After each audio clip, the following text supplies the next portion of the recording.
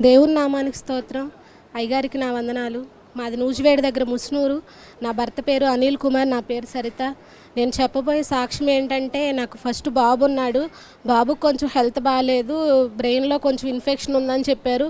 అలా ఉండగానే మళ్ళీ నేను రెండోసారి కన్సీవ్ అవ్వడం జరిగింది. హాస్పిటల్కి వెళ్ళినప్పుడు ఫస్ట్ బాబుకి ఉన్నట్లుగా రెండో బాబుకి కూడా అలాగే ఉండిద్ది, ఇన్ఫెక్షన్ వచ్చే 90% ఇన్ఫెక్షన్ వచ్చే అవకాశం ఉందని చెప్పారు. మా ఆయన గారు అయితే వద్దు, తీయించేసుకుందామని చెప్పి అన్నారు. నేనైతే ఒకటే చెప్పాను, మన కోసం ప్రార్థన చేయడానికి అయ్యగారు ఉన్నారని చెప్పి నేను అయ్యగారి మీదే భారం వేశాను. అయ్యగారి దగ్గరికి వచ్చి నేను ప్రార్థన చేయించుకున్నాను. అయ్యా, మరి ఫస్ట్ బాబుకి ఇలా జరిగింది, ఇన్ఫెక్షన్ ఉంది, మరి రెండోసారి నాకు ఆరోగ్యకరమైన శ్రేష్టమైన మగబిడ్డనే ఇవ్వయ్యా అని చెప్పి నేను అయ్యగారిని అడిగాను. అమ్మ, నువ్వు ఆరోగ్యకరమైన శ్రేష్టమైన బిడ్డతో, మగబిడ్డతోనే వస్తావని చెప్పారు. అనుకున్న విధంగా ఎటువంటి ఇన్ఫెక్షన్ లేకుండా అయ్యగారు చెప్పిన విధంగా శ్రేష్టమైన మగబిడ్డ నాకు పుట్టాడు.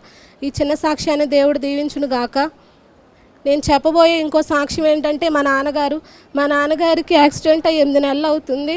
మా నాన్నగారు యాక్సిడెంట్ అయినప్పుడు స్పృహ కూడా లేదు. మా నాన్న పిచ్చి పిచ్చిగా మాట్లాడడం చేశాడు. చాలా బాధపడ్డాను నేను. ఏంటయ్యా, మాకు చూస్తే ఎవరు లేరు, మేము చూస్తే ఆడపిల్లలు, మాకంటూ దిక్కెవరూ లేరయ్యా, మరి మాకున్నదంటూ ఆధారం మా నాన్నే, మరి మా నాన్నకి ఏంటి ఇలా జరిగిందని మేము చాలా ఏడ్చాము. అలాంటి పరిస్థితిలో నేను తైలం తీసుకెళ్ళి 7 సిలువలు మా నాన్నకేసి, అయ్యా మా నాన్న నడవాలయ్యా, మా నాన్న నడిస్తే నేను సాక్ష్యం చెప్పుకుంటానయ్యా అని మా నాన్నకి తైలం రాసి తైలం మా నాన్నకి ఇచ్చి నేను వచ్చాను. మా నాన్నకి ఇప్పుడు మరి మా నాన్న నడుచుకుంటూ ఇక్కడికి అయ్యగారి దగ్గరికి రావడం జరిగింది ప్రేయర్ చేసుకోవడానికి.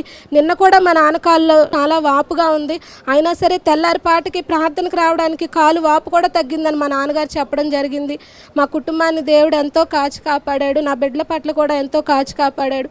ఇదే నా చిన్న సాక్ష్యం. నా చిన్న సాక్ష్యాన్ని దేవుడు దీవించును గాక.